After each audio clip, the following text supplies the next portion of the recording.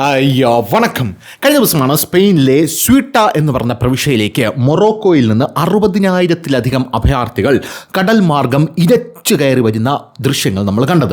ഇത് അതിഭീകരമായിട്ടുള്ള പ്രതിസന്ധിയാണ് സ്പെയിനിൽ ഉണ്ടാക്കിയിരിക്കുന്നത് എന്നുള്ള റിപ്പോർട്ടുകളെല്ലാം നമ്മൾ കണ്ടു. യഥാർത്ഥത്തിൽ എന്താണ് ഈ സംഭവം? എന്തുകൊണ്ടാണ് സ്പെയിനിലേക്ക് ഈ മൊറോക്കൻ അഭയാർത്ഥികൾ വരാനുണ്ടായ സാഹചര്യം? സ്പെയിൻ ഇതിനെ എങ്ങനെ നേരിട്ടു? യുവമാർ അതിനകത്ത് വന്നുകൊണ്ട് എന്തൊക്കെ അതിക്രമങ്ങളാണ് കാട്ടിക്കൂട്ടിയത്? യുവമാരിൽ ഉടനെ തന്നെ 50,000 എണ്ണത്തിന് അടിച്ച് സ്പെയിൻ പുറത്താക്കിയത് എങ്ങനെയാണ്? മറ്റ് രാജ്യങ്ങൾ ഇതിനെ എങ്ങനെയാണ് കണ്ടത്? മറ്റ് രാജ്യങ്ങൾ സ്പെയിനിന് വിലക്ക് പ്രഖ്യാപിച്ചത് എങ്ങനെയാണ്? പോരാത്തതിന് ഈ കുടിയേറ്റക്കാരായിട്ടുള്ള അഭയാർത്ഥികളുണ്ടല്ലോ, ഇവന്മാർ ഒരു രാജ്യത്തിലേക്ക് കടന്നു വരുമ്പോൾ ഇവന്മാർ ആ രാജ്യത്ത് കാണിക്കുന്ന അട്രോസിറ്റീസ് എന്താണ്? ഇവന്മാർ ആ രാജ്യത്തെ ജനങ്ങളുടെ സംസ്കാരം നശിപ്പിക്കുന്നതും ഇവന്മാരുടെ സംസ്കാരം സ്ഥാപിക്കാനായിട്ട് ശ്രമിക്കുന്നതും അതിനെ നമ്മുടെ നാട്ടിലുള്ള സുഡാപ്പികൾ പിന്തുണയ്ക്കുന്നതും. ഞാനൊരു കാര്യം പറയാം, ഈ സ്പെയിനിൽ മൊറോക്കൻ അഭയാർത്ഥികൾ കയറി വന്നപ്പോൾ സത്യം പറഞ്ഞാൽ ഈ ഫേസ്ബുക്കിലൊക്കെ എഴുതുന്ന സുഡാപ്പികൾ അവന്മാർ എഴുതി വച്ചിരിക്കുന്ന ഡയലോഗാണ്, ഇന്ത്യ ആരുടെയും തന്തയുടെ വകയല്ല എന്നുള്ള നാടകത്തിന് ശേഷം നമ്മളിത് അവതരിപ്പിക്കുന്നു, യൂറോപ്പ് ഒരുത്തൻ്റെയും തന്തയുടെ വകയല്ല എന്ന് പറഞ്ഞ് അങ്ങോട്ട് കയറി ചെന്നോട് അവന്മാർ നെഞ്ചൊരു ഓട്ടയിട്ട് അരിപ്പയാക്കി വയ്ക്കും എന്ന് മാത്രമേ എനിക്ക് പറയാനായിട്ടുള്ളൂ. എന്ത് തന്നെയായിരുന്നാലും എന്താണ് ഈ സംഭവം എന്ന് നമുക്ക് പരിശോധിക്കാം. ഈ സംഭവം എന്ന് പറഞ്ഞാൽ സ്പെയിൻ അറിയാമല്ലോ, മാനുഷികത തുളുമ്പുന്ന മാനുഷിക മൂല്യങ്ങളൊക്കെ ഉയർത്തിപ്പിടിക്കുന്ന, പോരാത്തതിന് ഈ സോഷ്യലിസ്റ്റ് ഗവൺമെൻറ്റാണ് അവിടെ ഭരിക്കുന്നത്. ഈ സോഷ്യലിസ്റ്റ് ഗവൺമെൻറ് അവിടെ ഭരിക്കുമ്പോൾ യവന്മാർ ഇടയ്ക്കിടയ്ക്ക് അഭയാർത്ഥികളെയൊക്കെ അകത്തോട്ട് കയറ്റാറുണ്ട്. 1986 മുതൽ യവന്മാർ വലിയ നിയമങ്ങളൊക്കെ കൊണ്ടുവരുന്നുണ്ട്. അഭയാർത്ഥികൾക്ക് ഇവിടെ വരാം, ഇവിടെ വന്നിട്ട് അഭയാർത്ഥികൾക്ക് ഇവിടെ താമസിക്കാം, താമസിച്ച് ഇവിടെ ജോലി ചെയ്യാം എന്നുള്ള നിയമങ്ങളൊക്കെ കൊണ്ടുവരുന്നുണ്ട്. 1986 കൊണ്ടുവന്നു, 2005 അങ്ങനെ നിയമം കൊണ്ടുവന്നു. അങ്ങനെ 7 വട്ടമാണ് യവന്മാർ ഈ നിയമങ്ങൾ പാസ്സാക്കിയിരിക്കുന്നത്. അവസാനത്തെ സോഷ്യലിസ്റ്റ് ഗവൺമെൻറ് ഇത്തരത്തിലൊരു റോയൽ ബ്രിഡ്ജ് കൊണ്ടുവന്നു. ഇങ്ങനൊരു നിയമം അവസാനത്തെ ഗവൺമെൻറ്, അതായത് ഇപ്പോൾ ഭരിക്കുന്ന ഗവൺമെൻറ്റും കൊണ്ടുവന്നിട്ടുണ്ടായിരുന്നു. അഭയാർത്ഥികൾക്ക് അകത്തേക്ക് വരാം. അതിന് കുറച്ച് കാര്യങ്ങളൊക്കെ ഉണ്ട്. കുറച്ച് കാര്യങ്ങളെന്ന് പറഞ്ഞാൽ കുറച്ച് നിബന്ധനകളുണ്ട്. കുറച്ച് നിബന്ധനകളൊക്കെ വെച്ചു. പക്ഷേ ഈ നിബന്ധനകളൊക്കെ വെച്ച് ഈ നിയമം പാസ്സാക്കുമ്പോൾ യവന്മാർ എന്ത് ചെയ്തു? അവിടെയുള്ള വലതുപക്ഷ പാർട്ടികളുമായിട്ട് ഡിസ്കസ് ചെയ്തില്ല, ഒപ്പോസിഷൻ പാർട്ടികളുമായിട്ട് ഡിസ്കസ് ചെയ്തില്ല എന്നുള്ള വലിയ റിപ്പോർട്ടുകളൊക്കെ പുറത്തു വരുന്നു. അതിൻ്റെയൊക്കെ ഫലമാണ് നീയൊക്കെ അനുഭവിക്കുന്നത് എന്ന് ഒപ്പോസിഷൻ പാർട്ടികൾ ഇപ്പോൾ നിലവിൽ പറയുന്നുമുണ്ട് എന്നുള്ളതാണ് മറ്റൊരു പ്രധാനപ്പെട്ട കാര്യം. 2006 ജനുവരി 1-നാണ് യവന്മാർ ഈ നിയമം ആദ്യമായിട്ട് പാസ്സാക്കുന്നതെന്നാണ് ഞാൻ മനസ്സിലാക്കുന്നത്. ഈ നിയമം ആദ്യമായിട്ട് പാസ്സാക്കുമ്പോൾ യവന്മാർ അതിനകത്ത് വെച്ചിരിക്കുന്നത് സ്പെയിനിൽ 5 മാസം മാനം മര്യാദയ്ക്ക് താമസിക്കുന്ന, എങ്ങനെയാണ് മാനം മര്യാദയ്ക്ക് താമസിക്കുന്ന ടീമുകൾക്ക് എന്ത് ചെയ്യാം? സ്പെയിന് അവരുടെ ആ ഒരു പൗരത്വവും കാര്യങ്ങളൊക്കെ നമുക്ക് സെറ്റപ്പ് ചെയ്ത് തരാം എന്ന് സ്പെയിൻ പറഞ്ഞിട്ടുണ്ട്. പിന്നെ നിങ്ങൾക്ക് എന്ത് ചെയ്യണം? ക്രിമിനൽ പശ്ചാത്തലം പാടില്ല. അവിടെ നിന്ന് ഇങ്ങോട്ടേക്ക് കൊള്ളിവെപ്പും കൊലയൊക്കെ കഴിഞ്ഞ് വരുന്നവന്മാരെ ഇങ്ങോട്ടേക്ക് കയറ്റത്തില്ല. രണ്ടാമത്, തൊഴിൽ ചെയ്ത് ജീവിക്കണം, തൊഴിൽ ചെയ്ത് മാന്യമായിട്ട് ജീവിക്കണം. ഇതൊക്കെയാണ് അതിലെ പശ്ചാത്തലവും അതിലെ നിയമവും സംവിധാനവും എന്നൊക്കെ പറയുന്നത്. പ്രധാനമായിട്ടും അവർ ഇതൊക്കെയാണ് പറയുന്നത്. 6ാമത്തെ തവണ, അതായത് 6ാമത്തെ തവണയും 7ാമത്തെ തവണയൊക്കെയാണ് ഈ നിയമം പാസ്സായിട്ട് വരുന്നത്. ഇത്തവണ പാസ്സാക്കിയ നിയമത്തിൽ ഒരുപാട് ലൂപ്പ് ഹോൾസ് ഉണ്ടെന്നുള്ളതാണ് മറ്റൊരു പ്രധാനപ്പെട്ട കാര്യം. പോരാത്തതിന് സ്പെയിനിലെ സുപ്രീം കോടതിയാണെങ്കിൽ ഇതിലൊരു വിധി പ്രഖ്യാപിക്കുകയും ചെയ്തു. നമുക്കറിയാം, സുപ്രീം കോടതികളാണ് എപ്പോഴും വിധി പ്രഖ്യാപിച്ച് ഇത്തരത്തിലുള്ള സംഭവങ്ങളിലേക്കൊക്കെ ഓരോ സർക്കാരുകളെ തള്ളിവിടുന്നത്. നമുക്കറിയാമല്ലോ, മണിപ്പൂരിൽ ഇത്രയും വലിയ കലാപത്തിലേക്ക് നയിച്ചത് ഒരു സുപ്രീം കോടതി വിധിയാണ്. ഇപ്പോൾ CJP പ്രൊട്ടസ്റ്റ് എന്ന് പറഞ്ഞൊരു പ്രൊട്ടസ്റ്റ് ഇവിടെ ഉണ്ടായല്ലോ, ആ പ്രൊട്ടസ്റ്റിലേക്ക് നയിച്ചതും സുപ്രീം കോടതി ജഡ്ജിയുടേതെന്ന് പറയപ്പെടുന്ന, അങ്ങനെ എനിക്ക് പറയാൻ പറ്റൂ, പറയപ്പെടുന്ന ഒരു വാക്കാണ്. പോരാത്തതിന് ശബരിമല പ്രക്ഷോഭത്തിന് കാരണമായതും ഒരു സുപ്രീം കോടതി വിധിയാണ്. അങ്ങനെ സുപ്രീം കോടതികൾ ഇങ്ങനെയൊക്കെ കാര്യങ്ങളൊക്കെ ചെയ്തു വെച്ചിട്ട് അവസാനം സുപ്രീം കോടതി ഇവിടെയുള്ള ഗവൺമെൻറ്റിനോട് ചോദിക്കും, ജനങ്ങൾ പ്രതിഷേധിക്കുന്ന ചെല്ല് എന്ന് സുപ്രീം കോടതി ഇവിടെയുള്ള ഗവൺമെൻറ്റുകളോട് പറയും. സമാനമായിട്ടുള്ള രീതിയിൽ ഈ സുപ്രീം കോടതി 2 വിധി പ്രഖ്യാപിച്ചു. ആ 2 വിധിയിൽ 2ാമത്തെ വിധി ഭയങ്കര ഗംഭീരമായിട്ടുള്ള വിധിയാണ് സ്പെയിനിലെ സുപ്രീം കോടതി പ്രഖ്യാപിച്ചത്. നമുക്കത് പറയാതിരിക്കാൻ പറ്റില്ല, വണ്ടർഫുൾ എന്ന് മാത്രമേ പറയാനായിട്ട് സാധിക്കുള്ളൂ. അതായത് അവർ പറഞ്ഞത്, അതിർത്തി മുള്ളുവേലി ചാടി വരുന്ന അഭയാർത്ഥികൾ അവരെ ഉടനെ തന്നെ തിരിച്ചയക്കണം, അവരൊക്കെ ക്രിമിനൽസാണ്. കടൽ നീന്തി വരുന്ന അഭയാർത്ഥികളെ നമുക്ക് തിരിച്ചയക്കേണ്ട, കാരണം അവർ നമ്മൾ കേൾക്കണം. അവർ കടൽ നീന്തി വരുന്നുണ്ടെങ്കിൽ അവരത്രയ്ക്ക് ദുരിതം അനുഭവിച്ചിട്ടായിരിക്കുമല്ലോ കടൽ നീന്തി വരുന്നത്. അങ്ങനെ നീന്തി വരുന്ന അഭയാർത്ഥികളെ നമ്മൾ കേൾക്കണം, അവരെന്ത് ചെയ്യണം? നമ്മൾ സമാശ്വസിപ്പിച്ച് ഇവിടെ എന്ത് ചെയ്യണം? ഇവിടെ ഒരു കസേരയൊക്കെ കൊടുത്ത് ഇവിടെ ഇരുത്തണം എന്നാണ് സുപ്രീം കോടതി പറഞ്ഞത്. ഇത് കേട്ടതും കടൽ നീന്തി വന്നത് 20,000 പേരാണ് എന്നുള്ള റിപ്പോർട്ടാണ് പിന്നീട് പുറത്തു വന്നത്. 20,000 പേര് വന്നത് എവിടെയാണ്? സ്യൂട്ടയിലോട്ടാണ് വന്നത്. ഈ 20,000 പേര് സ്യൂട്ടയിലോട്ട് വന്നത് മാത്രമല്ല, ഈ 20,000 പേർക്ക് പുറമെ ബാക്കി 40,000 പേര് കൂടെ വന്നു. അങ്ങനെ ടോട്ടൽ ഒരു 60,000 70,000 പേരാണ് സ്യൂട്ടയിലേക്ക് വന്നത്. വന്നപ്പോൾ തന്നെ തിക്കിലും തിരക്കിലും 57-60 പേര് മരിച്ചുപോയി എന്നുള്ളത് മറ്റൊരു പ്രധാനപ്പെട്ട കാര്യം. സ്വീട്ട ഗവൺമെൻറ് വലിയ പ്രതിസന്ധിയിലായി. കാരണം അവിടെ യുവമാർ കയറി വരുമ്പോൾ ഉള്ള പ്രശ്നമെന്ന് പറഞ്ഞു കഴിഞ്ഞാൽ അവിടുത്തെ സംസ്കാരം യുവമാർ തകർക്കും. പോരാത്തതിന് അവിടുത്തെ ജനങ്ങളെ ഇവന്മാർ കൊള്ളയടിക്കും. അത്തരത്തിലുള്ള റിപ്പോർട്ടുകളൊക്കെ ഇപ്പോൾ തന്നെ പുറത്ത് വന്നിട്ടുണ്ട്. അവിടെ ഒരു വീട്ടിൽ കയറി കാറും വീടൊക്കെ കത്തിച്ച് കളഞ്ഞതായിട്ടുള്ള ഒരു റിപ്പോർട്ട് ഇപ്പോൾ തന്നെ പാശ്ചാത്യ മാധ്യമങ്ങൾ പുറത്തുവിട്ടിട്ടുണ്ട്. ഇനി അടുത്തൊരു പ്രധാനപ്പെട്ട പ്രശ്നം എന്ന് പറഞ്ഞു കഴിഞ്ഞാൽ അവിടെയുള്ള ജനങ്ങൾക്ക് കഴിക്കാനുള്ള ഭക്ഷണം ഇവന്മാർക്കും കൂടെ പകുത്തു കൊടുക്കുമ്പോൾ വലിയ രീതിയിലുള്ള ഫുഡ് സ്കേർസിറ്റി നേരിടുമെന്നുള്ളതാണ്. ഈ സ്യൂട്ടയിലേക്ക് വന്ന ഈ 60,000 പേരെന്ന് പറയുന്നത് സ്യൂട്ടയിലെ ജനസംഖ്യയിലെ 70% ഉണ്ട് എന്നുള്ളതാണ് പ്രധാനപ്പെട്ട ഒരു കാര്യം എന്ന് പറയുന്നത്. എങ്ങനെ ഇരിക്കുന്നു ഈ ഇവന്മാർ വരുമ്പോൾ വെറുതെ അല്ല വരുന്നത്. എനിക്ക് മനസ്സിലാവാത്തൊരു കാര്യം, എടാ നീയൊക്കെ വരുന്നു അല്ലാഹു അക്ബർ എന്നിങ്ങനെ ഒച്ചത്തിൽ നിലവിളിച്ചുകൊണ്ടാണ് ഇവന്മാർ വരുന്നത്. ആ ദൃശ്യങ്ങൾ വേണമെങ്കിൽ ഒന്ന് കണ്ടിട്ട് വരാം.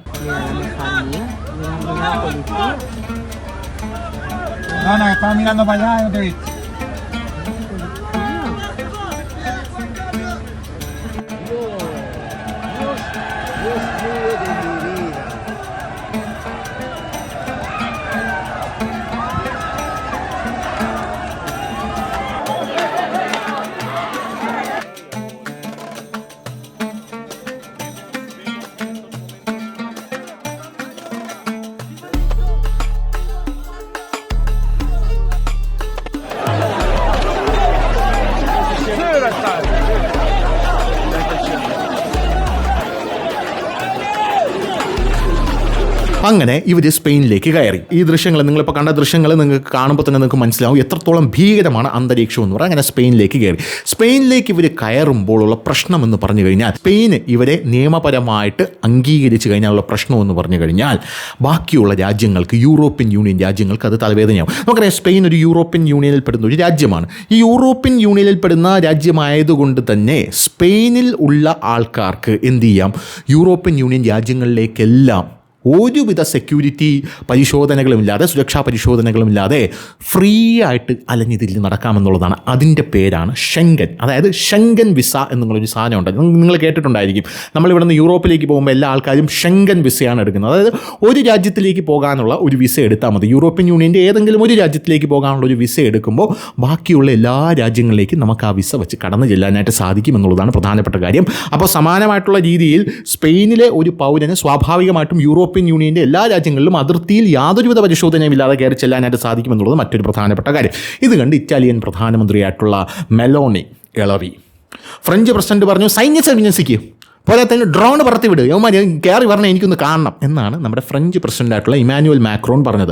ചെക്ക് റിപ്പബ്ലിക് ആണെങ്കിൽ തലങ്ങും വിലങ്ങും സ്പെയിനിൻ്റെ തളകി ഒളിക്കാൻ തുടങ്ങി എന്നുള്ളത് മറ്റൊരു പ്രധാനപ്പെട്ട കാര്യം. പിന്നെ ഇപ്പുറത്ത് ജർമ്മനി ഇപ്പം തന്നെ അവന്മാർ ചുടുകാടായിക്കൊണ്ടിരിക്കുകയാണ്. ആ ചുടുകാടായിക്കൊണ്ടിരിക്കുന്ന ഒരു സാഹചര്യത്തിൽ ഇനിയൊരെണ്ണത്തിന് ഞാൻ സഹിക്കാൻ തയ്യാറല്ല എന്ന് പറഞ്ഞുകൊണ്ട് സ്പെയിനിൻ്റെ കൊങ്ങയ്ക്ക് കുത്തിപ്പിടിക്കുന്ന കാര്യമാണ് നമുക്ക് കാണാനായിട്ട് സാധിച്ചത്. ഇറ്റലിയിലെ പ്രധാനമന്ത്രി മെലോണിയാണെങ്കിൽ പറഞ്ഞത് ഷെങ്കൻ ആ ഒരു സംഭവം ഉണ്ടല്ലോ, ഷെങ്കൻ ആ ഒരു നിയമങ്ങളും എല്ലാം പാലിക്കുന്ന ഒരു രാജ്യവുമായിട്ട് മാത്രമേ നമുക്ക് ഈ ഉടമ്പടികളിലൊക്കെ ഏർപ്പെടാനായിട്ട് സാധിക്കൂ.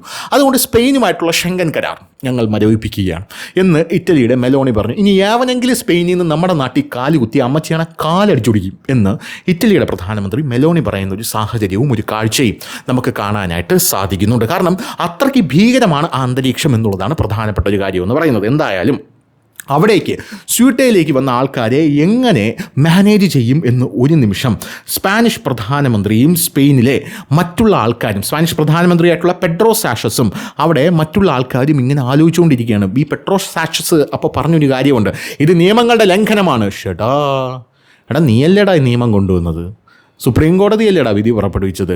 ഇങ്ങനെയുള്ളൊരു സാഹചര്യത്തിൽ ഇത്രയും ആൾക്കാർ വരുമ്പോൾ നിയമങ്ങളുടെ ലംഘനമാണ് എന്നൊക്കെ പറഞ്ഞാൽ അത് എവിടുത്തെ കോത്താഴത്തെ കാര്യമാണ് എന്നുള്ളതാണ് പല ആൾക്കാരും ചോദിച്ചുകൊണ്ടിരിക്കുന്നത്.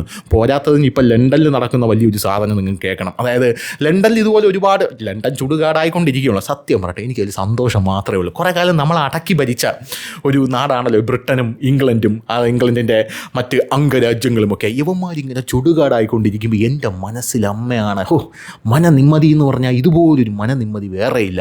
കാരണം ഇവന്മാർ ചുടുകാടാവണം. കാരണം ഇന്ത്യയും പാകിസ്ഥാനും ഇവന്മാരാണ് രണ്ടാക്കി പിരിച്ചത്. ആര്? ബ്രിട്ടീഷുകാർ. ഈ ബ്രിട്ടീഷുകാർ രണ്ടായിട്ട് പിരിച്ചത് എന്തുകൊണ്ടാണ്? നമ്മൾ നിരന്തരം അടികൂടിക്കൊണ്ടിരിക്കാനാണ്. ഹിന്ദു മുസ്ലിം എന്നിങ്ങനെയുള്ള ആ ഒരു വെറുപ്പൊക്കെ നമ്മുടെ ഇടയിൽ ഇട്ട് തന്ന് നമ്മളെ എല്ലാ കാലത്തും അടിവെപ്പിച്ചുകൊണ്ടിരിക്കാനാണ് ഇവന്മാർ നമ്മളെ രണ്ടായിട്ട് പിരിച്ചത്. ഇപ്പോൾ ലണ്ടൻ്റെയും ഇംഗ്ലണ്ടിൻ്റെയും ഏറ്റവും വലിയ പ്രശ്നം എന്ന് പറഞ്ഞാൽ പാകിസ്ഥാനികളാണ്. കാരണം ഇവന്മാർ ഇവിടെ നിന്ന് കെട്ടിയെടുത്തുകൊണ്ട് നേരെ ലണ്ടനിലോട്ടാണ് പോണത്. അവിടെയുള്ള സ്ത്രീകളെ പീഡിപ്പിക്കുന്നു, സ്ത്രീകളെ ബലാത്സംഗം ചെയ്യുന്നു, സ്ത്രീകളെ അവിടെ വഴി നടക്കാൻ സമ്മതിക്കുന്നില്ല. ഒരുപാട് ഗ്യാങ്ങുകൾ പാകിസ്ഥാനിൽ നിന്ന് അവിടെ അറസ്റ്റിലായിട്ടുണ്ട് എന്നുള്ളത് മറ്റൊരു റിപ്പോർട്ടാണ്. പോരാത്തത് ഇപ്പോൾ ഇംഗ്ലണ്ട് പതാക ആ പതാക ശരിയല്ല എന്നാണ് ഇവന്മാർ അവിടെ വാദിച്ചുകൊണ്ടിരിക്കുന്നത്. അതെന്താ ഇംഗ്ലണ്ട് പതാക ശരിയല്ലാത്തത്? പതാകയുടെ നടുക്കൊരു കുരിശ് കണ്ടില്ലേ, ആ കുരിശ് നമ്മൾ അനുവദിക്കില്ല എന്നാണ് ഇവന്മാർ പറഞ്ഞുകൊണ്ടിരിക്കുന്നത്. ആ കുരിശ് നമ്മളെ ഒരു കാരണവശാലും അനുവദിക്കില്ല എന്ന് ഇവന്മാർ അതിഭീകരമായിട്ട് കിടന്ന് നിലവിളിച്ചുകൊണ്ടിരിക്കുകയാണ്. അതാണ്ട് അതിൻ്റെ വാർത്തയുണ്ട്. ആ വാർത്ത ഇപ്പോൾ പല പാശ്ചാത്യ മാധ്യമങ്ങളും ഇങ്ങനെ എഴുതി പിടിപ്പിച്ചുകൊണ്ടിരിക്കുകയാണ്. ഇംഗ്ലണ്ട് പതാകയ്ക്കെതിരെ എങ്ങനെയാണ് ഇവന്മാർ വലിയ രീതിയിലുള്ള ആക്രമണം അഴിച്ചുവിടുന്നത് എന്നുള്ളതാണ് ഈ വാർത്തയുടെ ക്രക്സ് എന്ന് പറയുന്നത്. ഇംഗ്ലണ്ട് സെൻറ്റ് ജോർജ് ഫ്ലാഗ് എന്നാണ് അതിനെ പറയുന്നത്. Forged in centuries of warfare against Islam എന്ന് പറഞ്ഞുകൊണ്ടുള്ള വാർത്തകളൊക്കെ നമുക്ക് നെറ്റിൽ സെർച്ച് ചെയ്താൽ ഇഷ്ടം പോലെ കിട്ടും. അതാണ് ഇതിൻ്റെ മറ്റൊരു കാര്യം എന്ന് പറയുന്നത്. England's oldest national flag the red cross of saint George on a white banner is currently embroiled in controversy, particularly amid the nation's ongoing migrant crisis. The more some Britons raise it aloft, the more other complain about it. For those flying it, the flag represents pride in being England. Reclaim a symbol of national unity, heritage and patriotism, no different from when other peoples display their own flags. Dictators, however, most of whom are reflexively anti-English, even if they share English DNA, insist it is symbol of far-right extremism, racism and xenophobia. To them, it represents exclusion and hostility towards migrants, the overwhelming majority of whom are Muslim എന്നുള്ളതാണ് അവരവിടെ പ്രധാനമായിട്ടും പറഞ്ഞുകൊണ്ടിരിക്കുന്ന ഒരു കാര്യമെന്ന് പറയുന്നത്. എന്തായിരുന്നാലും Europe മുഴുവനും ചുടുകാടാവാനുള്ള ഒരു രീതിയിലേക്ക് മുന്നോട്ട് പൊയ്ക്കൊണ്ടിരിക്കുകയാണ്. യൂറോപ്പിൽ പല രാജ്യങ്ങളിലും നടക്കുന്നത് എന്താണെന്ന് കണ്ടു കഴിഞ്ഞാൽ സത്യം പറഞ്ഞാൽ നിങ്ങളും ഞാൻ ഞെട്ടി, ഇനി ഞെട്ടാൻ എനിക്ക് വട്ടൊന്നുമില്ല, നിങ്ങളും ഞെട്ടിക്കൊണ്ടിരിക്കും. ലണ്ടനിൽ അതൊരു ഇസ്ലാമിക രാജ്യമാക്കാനുള്ള ശ്രമമാണ് ഇവന് മൊത്തത്തിൽ അവിടെ നടത്തിക്കൊണ്ടിരിക്കുന്നത്. അതിൻ്റെ ഒരു വിഷ്വൽ കാണിച്ചു തരാം.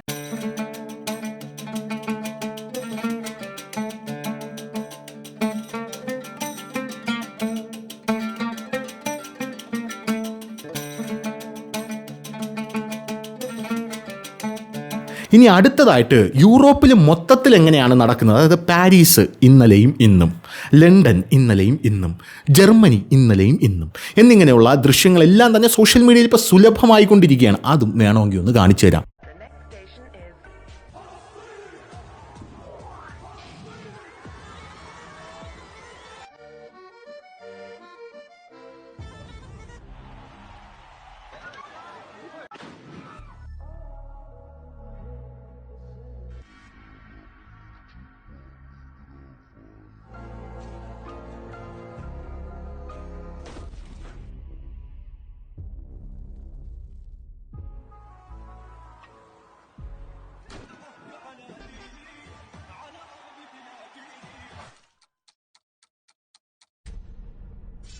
ഇനി അടുത്തതായിട്ട് ജർമ്മനി ഹബീബി കം ടു ജർമ്മനി, നിങ്ങൾ ജർമ്മനിയിലേക്ക് വരൂ എന്ന് പല ആൾക്കാരും പറയുന്ന ദൃശ്യങ്ങൾ നമുക്ക് കാണാനായിട്ട് സാധിക്കും. ഈ ജർമ്മനിയിൽ എന്താണ് നടക്കുന്നത് അതൊന്ന് കണ്ടിട്ട് വരാം.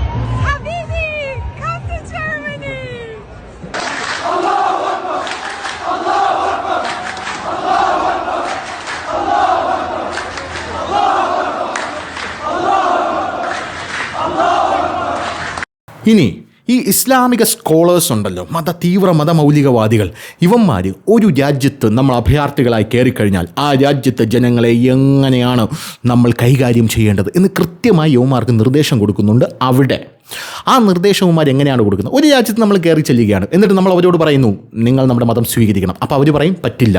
അങ്ങനെയാണെങ്കിൽ ഒന്നുകൂടെ പറയുക, മതം സ്വീകരിക്കുകയാണെങ്കിൽ വിട്ടേരെ, സ്വീകരിച്ചില്ലെങ്കിലോ തട്ടിക്കളയണം എന്ന് പറയുന്ന വിഷ്വൽസ് അവിടെ ഇപ്പോൾ വലിയ രീതിയിൽ പ്രചരിച്ചു കൊണ്ടിരിക്കുകയാണ്. When Muslims go and conquer the adjacent country, what do? We kill them all? No. The Prophet says the first thing you do is call them to Islam. If they accept it, leave them. Khalas, they're Muslims, we go. If they refuse, then tell them to pay taxation, jizya. If they refuse, then we have to fight. And if we fight you, then we capture you, you become our slaves, and we take your land, and you take where... Because you refuse, I give you two good options. Oh. Two good options. You give me two good options. Either convert to Islam, pay ridiculous amounts of money, or we kill you. Yeah, two good options, perfectly fine, perfectly acceptable. ഇനി അവിടെ ഈ മതം സ്വീകരിച്ച ആൾക്കാരും പോരാത്തതിന് അഭയാർത്ഥികളായിട്ടുള്ള ആൾക്കാരും അവിടെയുള്ള പബ്ബുകൾക്കും ക്ലബ്ബുകൾക്കുമെതിരെ വലിയ രീതിയിലുള്ള പ്രതിഷേധം നടത്തിക്കൊണ്ടിരിക്കുകയാണ്. എന്താണ് പബ്ബുകൾക്കും ക്ലബ്ബുകൾക്കുമുള്ള പ്രശ്നം? ഈ പബ്ബും അവരുടെ ഈ പള്ളി ഉണ്ടല്ലോ, ഇസ്ലാമിൻ്റെ പള്ളി, ഇതും ഒരു സ്ട്രീറ്റിൽ പാടില്ല, നമുക്ക് രണ്ട് സ്ട്രീറ്റ് ആക്കണം, ഇത് ഞങ്ങൾ അനുവദിക്കില്ല എന്ന് പറഞ്ഞുകൊണ്ടാണ് ഈ പുറത്തു നിന്ന് വന്ന അഭയാർത്ഥികൾ അവിടെ കിടന്ന് ബഹളം വെച്ചുകൊണ്ടിരിക്കുന്നതും. പോരാത്തതിന് യുവമാർ പറയുന്ന മറ്റൊരു കാര്യം എന്ന് പറയുന്നത്, നമ്മൾ ഈ ഹിജാബും കാര്യങ്ങളൊക്കെ ആയിട്ട് ഫുൾ വസ്ത്രം വേഷം ധരിച്ച് പുറത്തിറങ്ങുമ്പോൾ മിനി സ്കർട്ട്, അതായത് കുട്ടിപ്പാവാടയും പിന്നെ ഈ ഷർട്ടൊക്കെ തുറന്നിട്ടുകൊണ്ട് പുറത്ത് നടക്കുന്ന ഈ സായിപ്പന്മാരെ കാണുമ്പോൾ നമുക്കത് അംഗീകരിക്കാൻ സാധിക്കുന്നില്ല. അംഗീകരിക്കാൻ സാധിക്കാത്തത് കൊണ്ട് തന്നെ നമ്മൾ ഇത് ഇവിടെ അനുവദിക്കില്ല എന്ന് പറഞ്ഞുകൊണ്ട് വേറൊരു ടീം അവിടെ കിടന്ന് ബഹളം വെക്കുന്ന ഒരു കാഴ്ച വേണമെങ്കിൽ ആ വിഷ്വലിലൂടെ ഒന്ന് കാണിച്ചു തരാം. One of the funniest things about living in the UK as a Muslim there are multiple funny things about living in the UK as a Muslim. is literally Entertain me. pubs and mosques on the same street.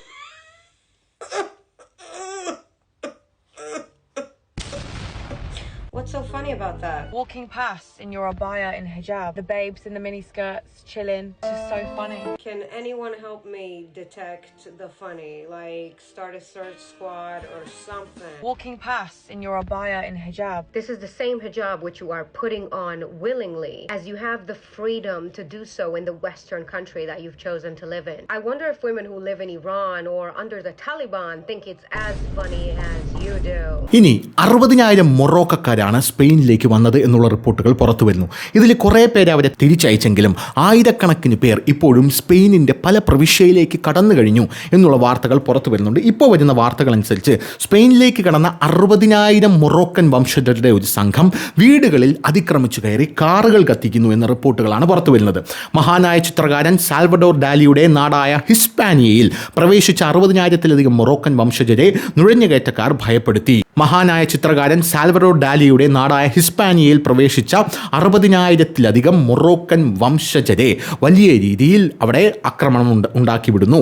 ഇന്നലെ രാത്രിയിൽ കടന്ന ഈ നുഴഞ്ഞുകയറ്റക്കാർ വീടുകളിൽ കയറുക മാത്രമല്ല, അവർ കഴിക്കുന്നതും കുടിക്കുന്നതുമായിട്ടുള്ള എല്ലാം എടുത്ത് കഴിക്കുകയും അവർ അത് കൂടെ കൊണ്ടുപോവുകയും ചെയ്യുന്നു. നിരവധി ആളുകൾ സ്വീട്ടയിൽ പ്രവേശിച്ചു. നിരവധി മൊറോക്കൻ വംശജർ മെല്ലിലയിൽ പ്രവേശിച്ചു.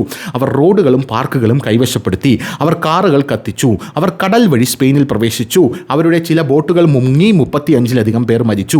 അതിജീവിച്ചവരെല്ലാം ഹിസ്പാനിയയിൽ എത്തി. സ്പെയിനിൽ അവർക്ക് പൗരത്വം നൽകണം എന്ന് അവർ ആക്രോശിക്കുന്നു. പക്ഷേ ആ പ്രതീക്ഷ വെറുതെയായി. സ്പാനിഷ് സർക്കാരിൻ്റെ പ്രശ്നം മാഡ്രിഡിലെ അതിൻ്റെ സുപ്രീം കോടതി അടുത്തിടെ മാഡ്രിഡിലെ വിധിച്ചത് കടൽ വഴി ആരെങ്കിലും സ്പെയിനിൽ പ്രവേശിച്ചാൽ അവരെ ഉടൻ അവരുടെ രാജ്യത്തേക്ക് തിരിച്ചയക്കാൻ കഴിയില്ലെന്നും എന്നാൽ അവർ കരവഴി പ്രവേശിച്ചാൽ അവരെ തിരിച്ചയക്കാമെന്നുമാണ്. മനുഷ്യത്വത്തിൻ്റെ വീക്ഷണകോണിൽ നിന്നാണ് സുപ്രീം കോടതി ഈ വിധി പുറപ്പെടുവിച്ചിരിക്കുന്നത്.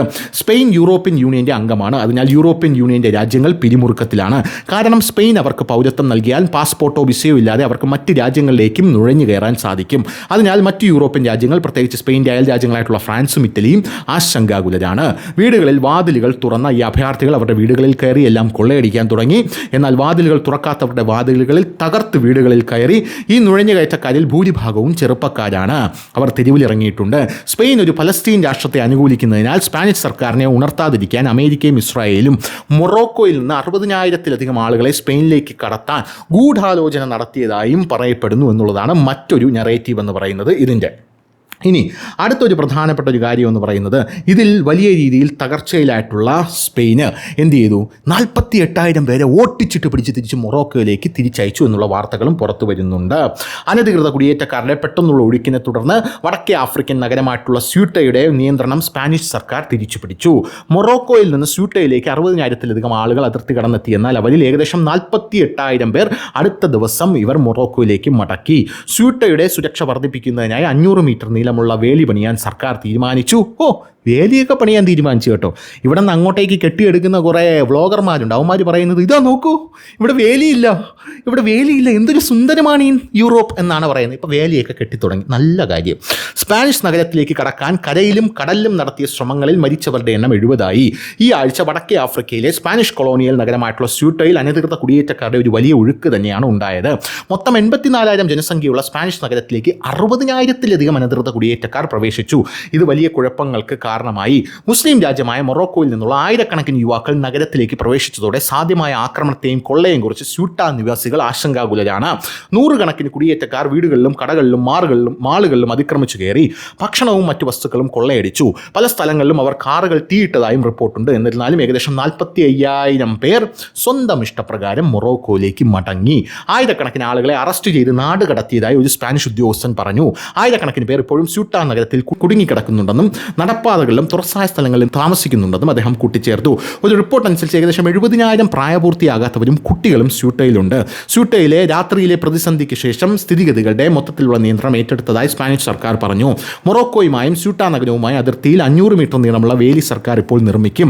കടലിൽ നിന്ന് ആളുകൾ വരുന്നത് തടയാൻ ബ്രേക്ക് വാട്ടർ അതിർത്തിയിൽ പുതിയ ബ്ലോക്ക് ബാരിയറുകൾ നിർമ്മിക്കാനും തീരുമാനിച്ചു. അതേസമയം കടലിൽ നീന്തുമ്പോഴോ കരമാർഗം വേലി ചാടാൻ ശ്രമിക്കുമ്പോഴോ അനധികൃത കുടിയേറ്റം നുഴഞ്ഞുകയറ്റം തടയാൻ ശ്രമിക്കുന്ന സുരക്ഷാ സേനയുമായിട്ടുള്ള ഏറ്റുമുട്ടലിൽ കഴിഞ്ഞ 3 ദിവസത്തിൽ ആകെ മരണം 70 ഉയർന്നു എന്നുള്ള റിപ്പോർട്ടുകളും നമുക്കിപ്പോൾ ലഭിക്കുന്നുണ്ട്. എന്തായിരുന്നാലും ഇന്ത്യയിൽ ജനിച്ചതിൽ സത്യം പറഞ്ഞ് എനിക്ക് കുറച്ച് മനനിമ്മതിയുണ്ട്. 2014 ശേഷം നരേന്ദ്രമോദി വന്നിട്ട് ഇതുപോലെ നമുക്കുള്ളൊരു പ്രശ്നമാണ് ബംഗ്ലാദേശിൽ നിന്നും പാകിസ്ഥാനിൽ നിന്നും ഇങ്ങോട്ടേക്ക് വരുന്ന കുടിയേറ്റക്കാരും. അവന്മാരെല്ലാം അടിച്ചു പുറത്താക്കി. അവന്മാർക്ക് എതിരെ പൗരത്വ നിയമ ഭേദഗതി പ്രഖ്യാപിച്ചു. SIR കൊണ്ടുവന്നു. സകലതും ശുദ്ധീകരിച്ചു. അങ്ങനെ സകലതും ശുദ്ധീകരിച്ച് സകല ബംഗ്ലാദേശികളെ അടിച്ചു പുറത്താക്കി. സകല പാകിസ്ഥാനികളെ അടിച്ചു പുറത്താക്കി. ഇന്ത്യ എന്ന് പറയുന്നത് ഇന്ത്യക്കാരുടേതാണ്. ഇന്ത്യ എൻ്റെ തന്തയുടെ വകയാണ്. ഇന്ത്യ ഇന്ത്യക്കാരുടെ തന്തയുടെ വകയാണ്. ഇന്ത്യ ആരുടെയും തന്തയുടെ വകയല്ല എന്ന് പറയുന്നവൻ്റെ തന്ത പാകിസ്ഥാനിയായിരിക്കും എന്നുള്ളത് കൊണ്ടാണ് അവൻ അങ്ങനെ പറയുന്നത് എന്നുള്ളതാണ് മറ്റൊരു പ്രധാനപ്പെട്ട ഒരു കാര്യമെന്ന് പറയുന്നത്. എന്ത് തന്നെയായിരുന്നാലും അപ്പോൾ ഇങ്ങനെ ഒരു SIR ഒക്കെ വന്നപ്പോൾ ഇവിടെ ഒരു CJP ഉയർന്നു വന്നു. കോക്രോച്ച് ജനതാ പാർട്ടി ഉയർന്നു വന്നു. അങ്ങനെ ഒരു CJPയോ അറ്റ്ലീസ്റ്റ് ഒരു AJP എങ്കിലും അവിടെ ഉയർന്നു വരുമോ എന്ന് നമുക്ക് നോക്കാം. അപ്പോൾ ശരി.